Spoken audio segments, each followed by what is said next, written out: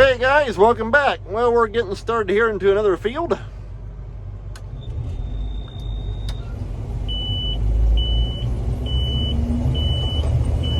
Hope y'all enjoyed my last video there.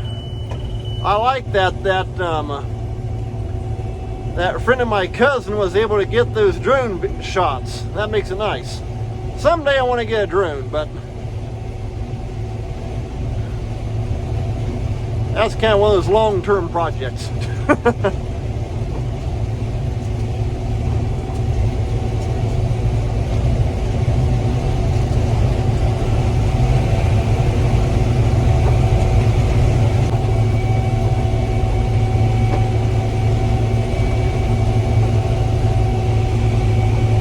Going down along this ditch bank here.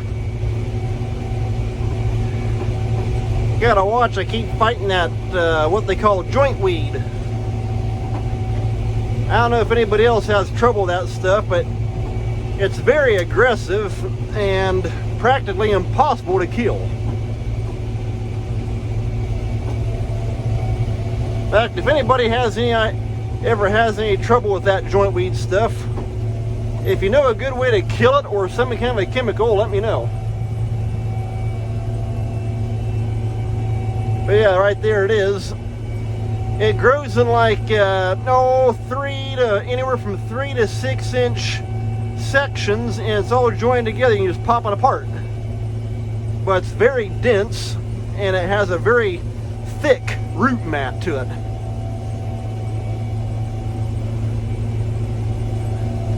One of the easiest ways I found to actually take and kill it, or beat it back anyway, is to take and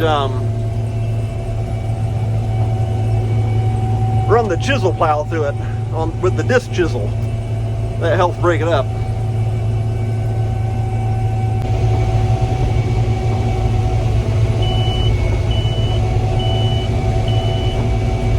Just had a couple of my neighbors stop by. Come to find out, they watch my YouTube channel also. In fact, the one, he asked me for my autograph. I wasn't exactly sure what he was talking about until he told me he watched my channel. He was driving his Polaris Ranger, so I wrote my name in the dust on the hood of his Polaris Ranger.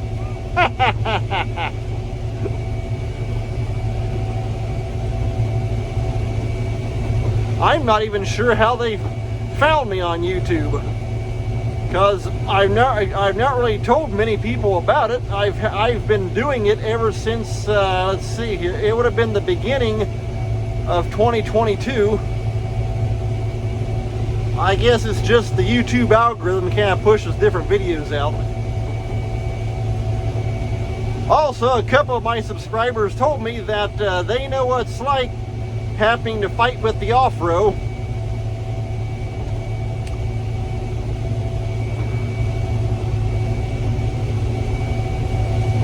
Just like what we do.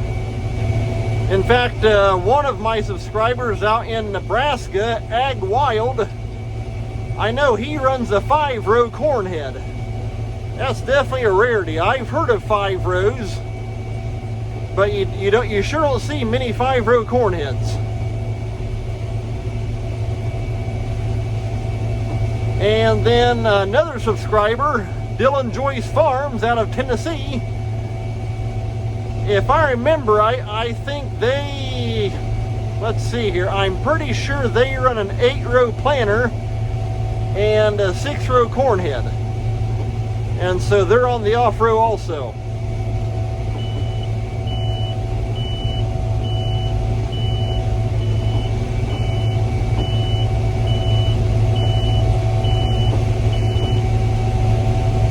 And yeah, that beeper, that's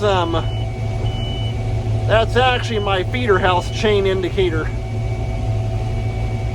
I've got the corn head not running real fast. The same drive that drives the corn head also drives both upper and lower feeder house chains. And when it starts getting kind of overloaded,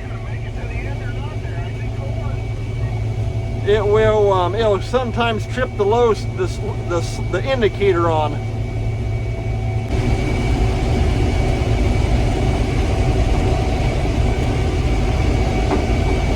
These old corn stalks definitely have some greenness to them, though. Like I say, that's what's tripping that head speed indicator off. So I did a little bit of adjusting on the corn head speed, and so that's pretty much got that problem fixed. It's also why we run stock stompers behind the corn head on each row.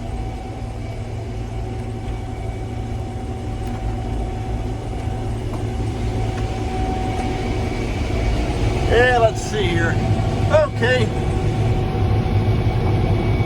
Yeah, you can kind of see those down there going right down the rows. And let's see here over on this side. Not too sure how well you can see that. Yeah, we got the old stock stompers doing the job.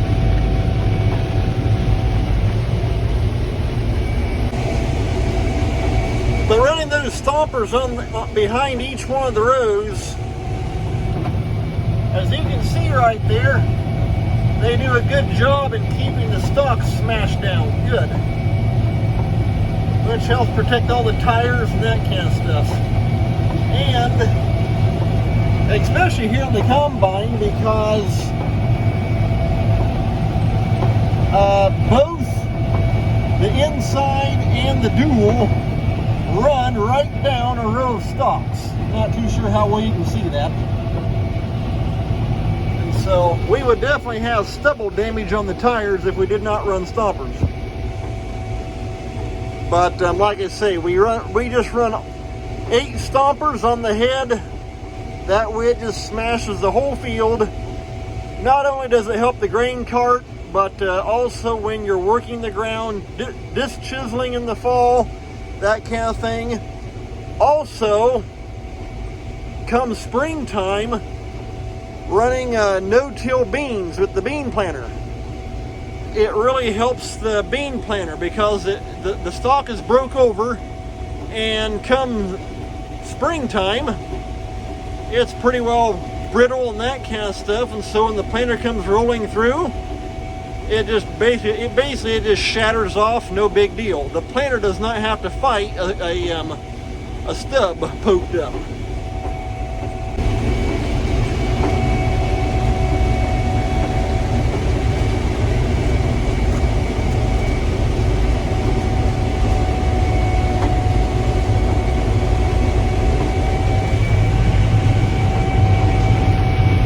Yeah, maybe with the sun not shining right in the camera lens, you can kind of see them stompers down there a little better. Yeah, there they are. The one thing you just got to be careful of is when you get them back up, make sure you get your head raised up high enough. That way you don't tear them up. But they don't hang down real far. But it's just something you just got to keep an eye out for. But yeah, we really like the job they do. All right, it's the next morning here after you just saw me picking corn. We're not done at that field, but back down here at the farm, I've already got these 2 big wagons here emptied out. So let's go check the dryer right quick.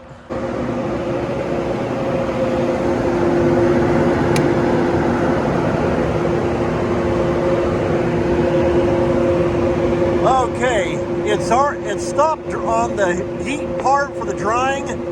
Now it's tripped over here. We got roughly 19 minutes left on cool down before it goes to unload. So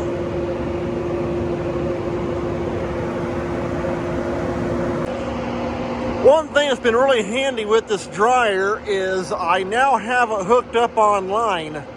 And so we have the GSI Watchdog, and so I can watch it and see what's happening from my smartphone. I've got my dad, I've got set up on his Apple iPad. That way he can monitor it from that, and that's been really handy to be able to see what's going on with it. And so I'm actually getting ready to dump that tandem truck here into this a wet bin, and so I'll go ahead and roll in some additional footage of that. And then later on today, I'm hoping my brother will come and run the combine, and I'll be trying to get some outside shots of that as well.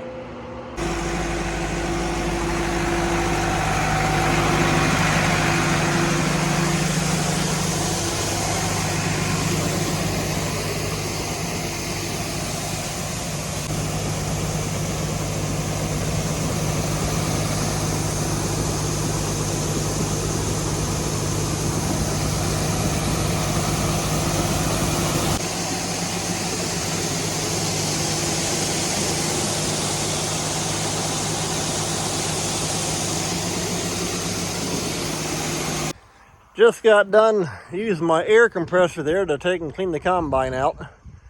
And so here in a little while, we're hoping to get back out and try it. We are getting a little bit of breeze, and skies finally begin to clear. The sun's beginning to poke out. And so anyway, I will say one thing. I sure do like that air compressor. It works great. 24 CFM, and it does a good job of keeping right up with me as I'm cleaning out the combine. And so, yeah, it works great. And I like this old boom truck. It works great for a good service truck. And so, yeah, like I say, I'll be bringing in and out here along. Hopefully, here after a while, my brother's going to be coming around. Some of his wife, well, actually my sister-in-law, some of her relatives are up visiting. And so he's going to take them for a quick ride in the combine. And that'll hopefully give me a quick chance to get some outside video as well. And so, sure enough, I was showing you these stock stompers. On this and over here, I had one of my torsion springs snap on me. And so thankfully I had a spare spring on hand, and I've already got it fixed, so I got to get that hung back on there, and we'll be good to go on the stock stomper.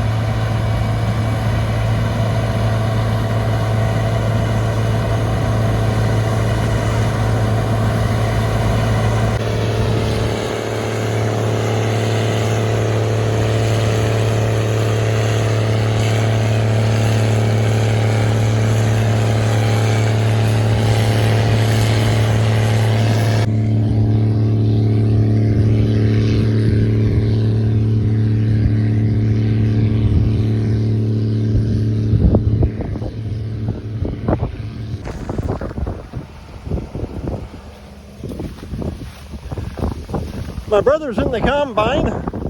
Hopefully y'all can hear halfway decent. We got a pretty good strong southwest wind running out here, but should come out pretty decent.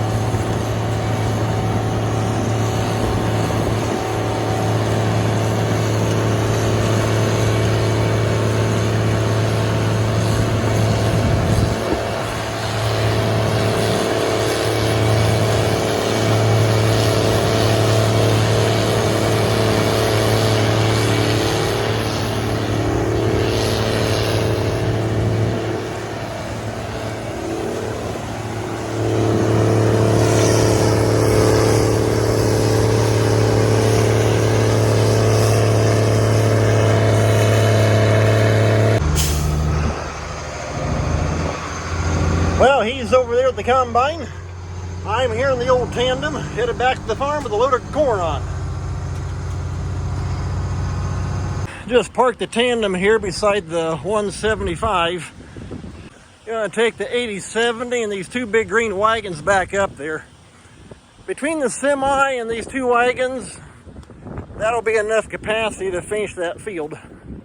Got the 8070 fired up. Let's get rolling. It works good for pulling these two wagons with the front wheel assist, especially if you get out in the field.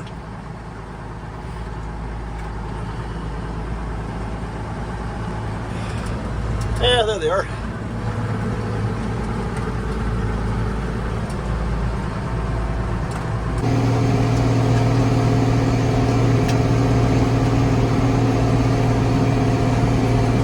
Looks like he's making headway on this field.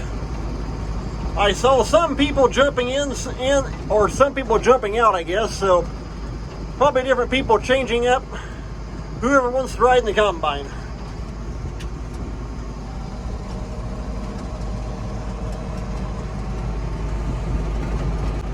Of course, we got the cart unloading in the semi. Okay, I'm on the north side of the field right over here. Looks like he's got all the long rows done. The west part of this field kind of goes into a triangle, and so now he's getting that part finished up. I just climbed up here on top of the semi. Corn don't look too bad.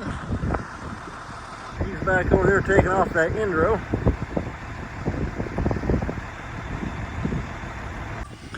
I am wanting, I keep fighting little bits of cob like that. I'm kind of running right on the line. With the corn running higher moisture, I got to run the chaffer and sieve open just a bit more. Otherwise, I throw corn right out the back on the ground. Well, the only disadvantage, if I bump the notch I'm running on, which is actually the next one open, I don't get corn on the ground, but then I get a little bit of cob. And so I'd rather have a little bit of cob as the corn on the ground, but still it's kind of annoying though. That one wanting to jump in there like that. Okay, right here where I'm walking between these two rows, this is directly beneath the separator shoe. And so far,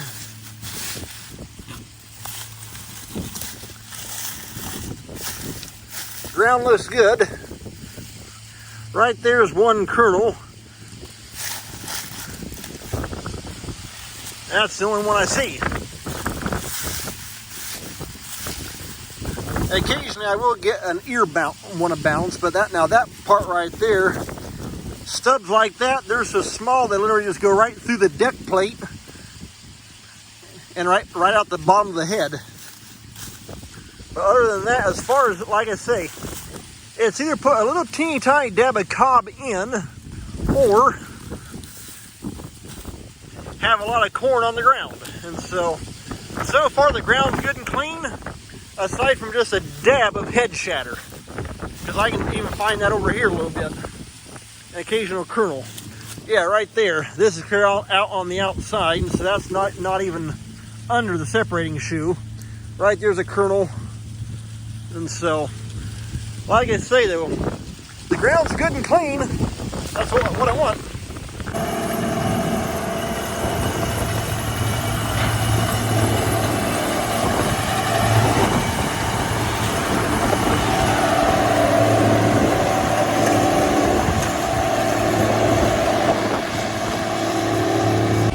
Alright guys, I'm back here in the combine.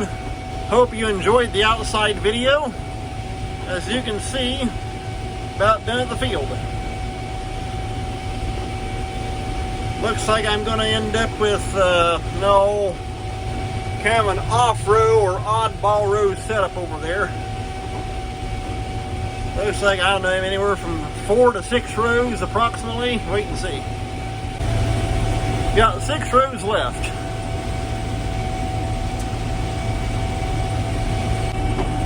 Alright, just took the last of the 6 rows down. Well guys, I think I'm going to call that and end this video. So take care. Thanks a lot for watching. We'll see you next time.